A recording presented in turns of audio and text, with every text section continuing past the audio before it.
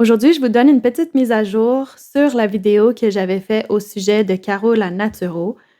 Si vous vous en rappelez bien, c'est une influenceuse qui avait dénoncé les super patchs et qui disait que grâce à sa vidéo, les médias ont couvert cette entreprise-là et l'ont dénoncée également.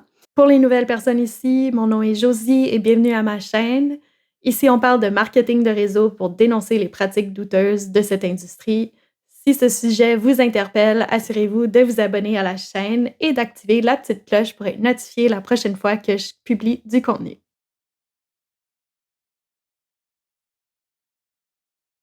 L'influenceuse en question, elle est conseillère Thermomix et c'est pour ça que j'avais décidé de faire une vidéo à son sujet pour qu'on aille décortiquer un peu son contenu. Et avant qu'on se lance dans le sujet, je tiens à vous rappeler que cette personne se positionne comme une personnalité publique. Elle a plus que 60 000 abonnés. Donc, l'objectif, ce n'est pas d'envoyer du hate envers Caro, c'est vraiment de décortiquer ce qu'on peut observer en lien avec les MLM et leur stratégie assez douteuse. Et aussi, je vous rappelle de ne pas lui écrire après avoir vu cette vidéo-là. Si vous avez des commentaires, laissez-les sous ma vidéo. La vidéo qu'on va regarder date du 11 avril. C'est donc à tenir en compte vu que la chronologie des événements est importante.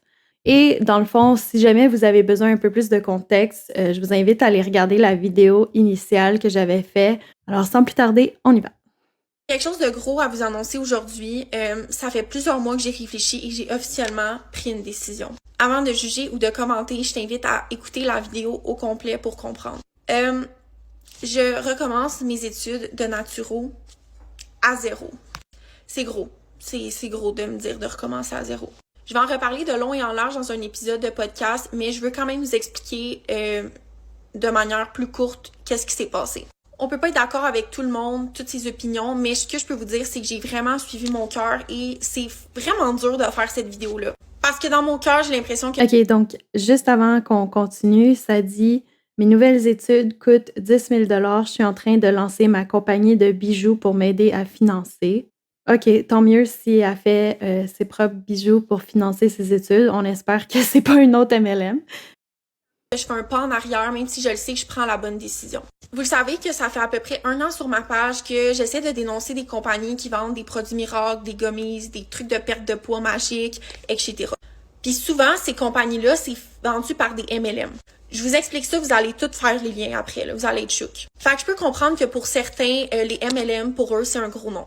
Puis je suis pas en accord avec 95% des MLM. Honnêtement, il y a certains comme produits de compagnie que j'utilise comme Purium, quelques produits de doTERRA, même si je suis pas représentante. Je vais m'acheter une tour à jardin pour l'avoir dans mon salon, avoir des légumes. Ça, c'est un MLM. J'utilise Thermomix, j'adore. Le problème, c'est pas les produits des MLM. L'affaire, c'est qu'il y en a que leurs produits sont vraiment des bons produits, puis on peut pas leur reprocher ça. Ce qui est problématique, c'est que le produit coûte 3 fois le prix des autres produits similaires sur le marché.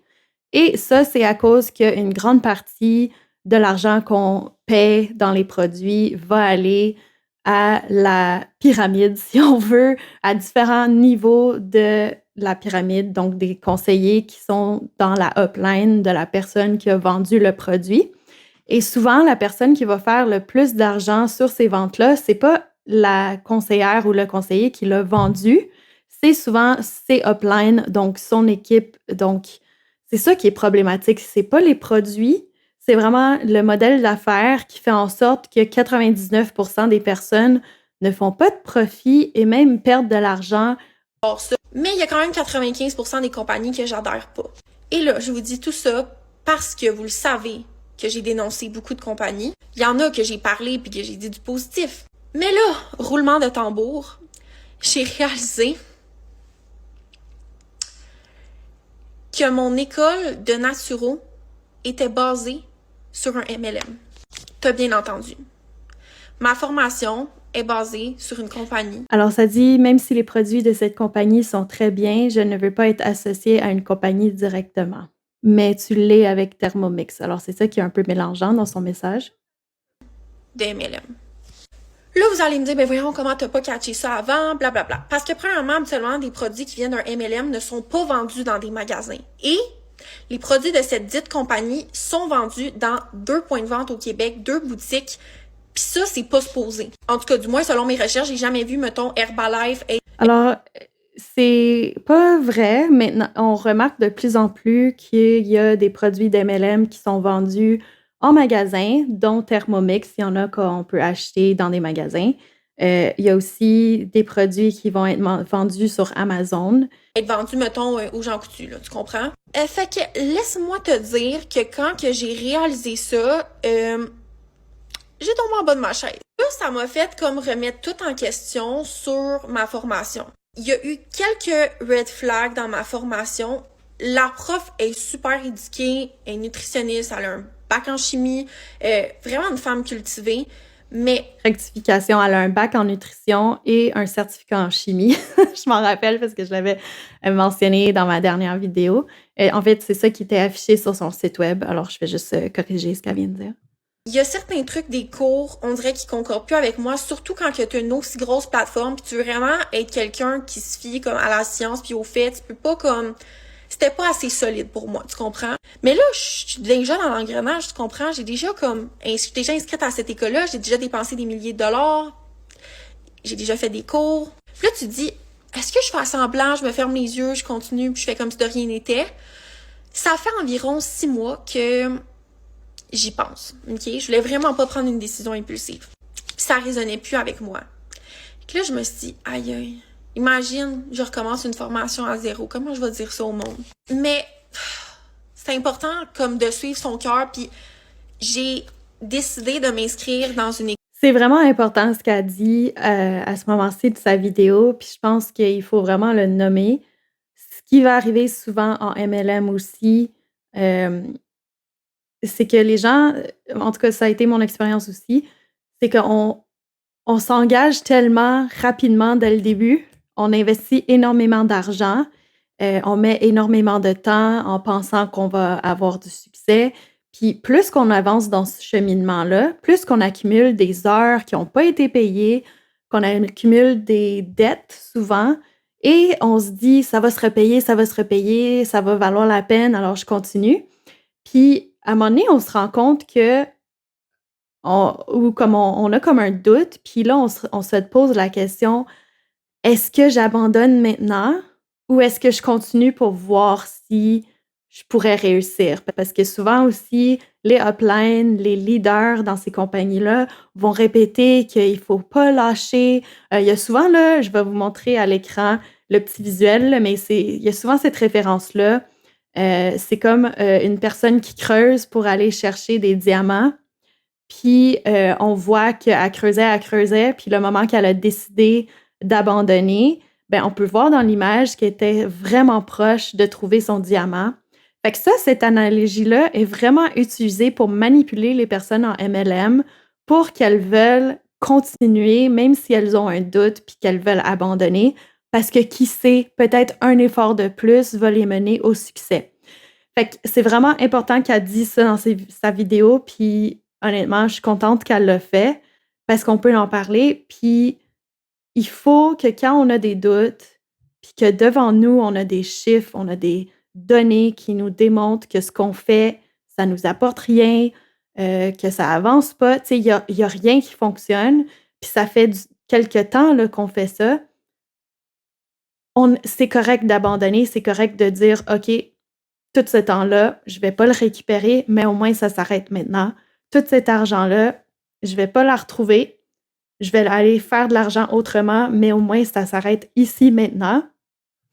OK, fait que là, elle commence à parler de la nouvelle école où elle s'inscrit, puis ça semble être une école qui est vraiment concentrée sur le fitness, la naturopathie et les suppléments, mais c'est pas relié au MLM, fait que ça, on va laisser ça de côté, ça nous intéresse plus ou moins.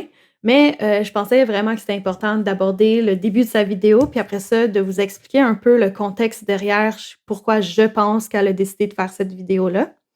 Alors, pour vous mettre en contexte, moi, j'ai fait ma vidéo à son sujet le 21 mars 2024. Elle m'écrit le 23 mars. Elle me dit « Salut! » Et là, elle m'appelle. Puis, j'ai pas vraiment l'intention de parler au téléphone avec elle, donc j'ai pas répondu. Si vraiment une personne qui a une plateforme aussi grande s'est senti interpellé de me contacter pour me demander de retirer ma vidéo qui n'a pas vraiment autant d'impact, tu sais, quand on regarde les chiffres, là, statistiquement parlant. Ça veut dire qu'il y a vraiment quelque chose qu'on a touché, puis il y a vraiment quelque chose qui est venu la chercher. Dans sa vidéo qu'elle a fait sur son compte à elle, TikTok, elle dit qu'elle a pris plusieurs mois avant de prendre la décision. Ça n'a pas été fait sur un coup de tête.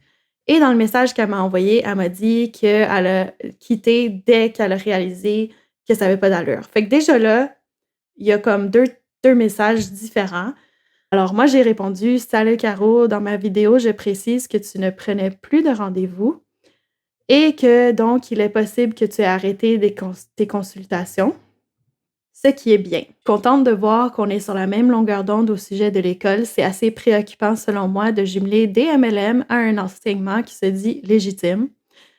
Reste que doTERRA et Thermomix sont des MLM aussi, que tu sembles encore en faire la promotion, du moins Thermomix. Je ne retirerai pas ma vidéo, chose que j'ai pas fait.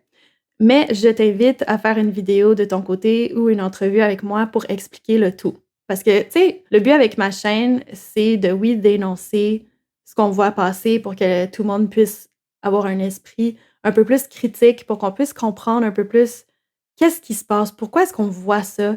Parce que quand on ne connaît pas vraiment l'univers des MLM, c'est dur des fois de saisir qu'est-ce qui se cache derrière les messages qu'on voit? Pourquoi est-ce que les gens font des choses bizarres sur les médias sociaux? Pourquoi ils disent tout ça? Fait que c'est un peu ça l'objectif avec ma chaîne, c'est qu'on regarde ça ensemble puis qu'on puisse s'éduquer en ayant du plaisir puis en dénonçant certaines choses. Comme moi, ça a été mon expérience aussi. J'ai été quand même 5 ans en marketing de réseau, donc j'ai vécu l'expérience d'être all-in et de tranquillement me désenchanter, puis de me réveiller, puis de me rendre compte comme: «Wow, ça a été, vraiment mauvais pour moi» et ça m'a pris vraiment longtemps avant de décider. Fait que, tu sais, quand elle disait dans sa vidéo, Caro, que ça lui a pris plusieurs mois avant de prendre la décision, ben, je peux comprendre ça si c'est vrai, parce que quand on est tellement investi, on est all-in, puis on a tout donné, puis que là, on se rend compte que finalement, ça va mener nulle part, c'est vraiment dur à avaler, puis c'est vraiment dur de se dire qu'on a tout fait ça pour rien. Fait que si ma vidéo a permis justement à Caro de s'ouvrir les yeux, puis après ça, de prendre la décision de faire sa vidéo, c'est tant mieux. Puis tout le monde a le droit de changer d'idée. Ce qui est problématique, c'est quand on dit qu'on a changé d'idée, mais qu'on n'a pas vraiment changé d'idée. C'est plus comme une stratégie pour emmener les gens ailleurs. Fait que c'est ça qu'il faut faire attention. Est-ce que son idée a changé sur les MLM ou seulement sur cette école-là parce que j'ai dénoncé ce qui se passait réellement là? Il y a une grande responsabilité, je pense, quand on est influenceur, que les gens prennent pas en compte. Puis c'est vraiment important de le faire avant de se lancer dans ce cheminement-là, parce que ça peut avoir des répercussions. Tout ce qu'on dit, comme oui, il faut pas euh, agir seulement avec une vision noir ou blanc, puis que chaque chose qu'elle dit, il faut l'utiliser contre elle. C'est pas ça l'objectif. Mais c'est vraiment, si tu dis quelque chose, puis tu parles vraiment en positif de quelque chose que finalement qui est vraiment problématique, puis qui est full contre tes valeurs, ben, tu as une responsabilité de rectifier ce que tu as dit pour que les gens qui te suivent le savent. En tout cas, c'est mon avis à moi. Fait que c'est ce que je lui ai dit. Fait que là, le 11 avril, elle a publié sa vidéo et quelqu'un me l'a envoyée. Fait que là, moi, je lui ai juste répondu après qu'elle a publié sa vidéo qu'on m'a envoyé ta vidéo. Je trouve ça superbe que tu en parles à ta communauté et que tu continues ton cheminement vers des environnements plus sains. Je crois toujours que les recrues en MLM sont des victimes de tactiques trompeuses et que ça peut être un réel choc quand on revient sur Terre. Tu es la preuve qu'on peut évoluer et quitter à tout moment. Comme moi, comme moi et plein d'autres personnes qui ont quitté, on est toute la preuve que peu importe ce qu'on a dit, peu importe ce qu'on a fait, peu importe à quel point on croyait dans ces entreprises-là, il y a toujours possibilité de changer d'avis, puis c'est correct de changer d'avis.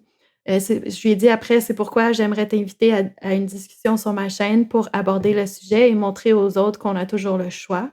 Es-tu ouverte à une telle entrevue?» Puis elle a vu le message le 11 avril, on est rendu le 21.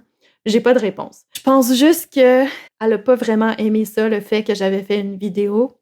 puis que sa vidéo, c'était vraiment une réponse à ce que j'ai dit. Parce que peut-être qu'elle se sentait menacée ou qu'elle avait peur que ça sorte, puis que là, les gens n'aient plus confiance en elle parce qu'elle n'en a pas parlé. Fait que je suis contente que ça a eu ce résultat-là, tant mieux. Puis encore une fois, l'objectif, c'est pas de parler contre Caro personnellement. Je la connais pas, je sais pas comment elle est dans sa vie personnelle. C'est vraiment de dénoncer et de discuter de ce qu'on voit qui est public. Dites-moi ce que vous en pensez, je suis curieuse. Alors, si jamais vous voyez d'autres contenus passer puis que ça vous intrigue, que vous n'êtes pas certain si c'est une MLM qui est cachée derrière ça ou quoi que ce soit, envoyez-moi là, puis ça va me faire plaisir de décortiquer ça puis d'aller voir qu'est-ce qui se cache derrière. Puis, aussi, j'ai créé un formulaire pour que vous puissiez m'envoyer vos histoires, d'horreur, on va dire, on va les appeler comme ça, vos expériences en MLM que vous avez envie que je partage, mais que peut-être vous voudriez pas, être mentionné dans l'histoire. Fait que j'ai créé un formulaire qui est dans la description. Vous devez considérer que ça va être partagé publiquement si je décide de partager votre histoire. Alors gardez ça en tête avant de soumettre votre histoire. Puis comme je dis, ça peut être fait dans l'anonymat, donc vous pouvez écrire l'histoire avec des noms fictifs, à moins que vous mettez votre nom puis votre courriel, je vais pas savoir c'est qui a envoyé ça. Comme toujours, si vous avez aimé la vidéo, assurez-vous de donner un petit thumbs up. Merci d'avoir écouté jusqu'à la fin si vous êtes encore ici. Et si vous êtes nouveau et que ça vous a intéressé le sujet des MLM, assurez-vous de vous abonner pour rester à l'affût des prochaines vidéos qui vont sortir.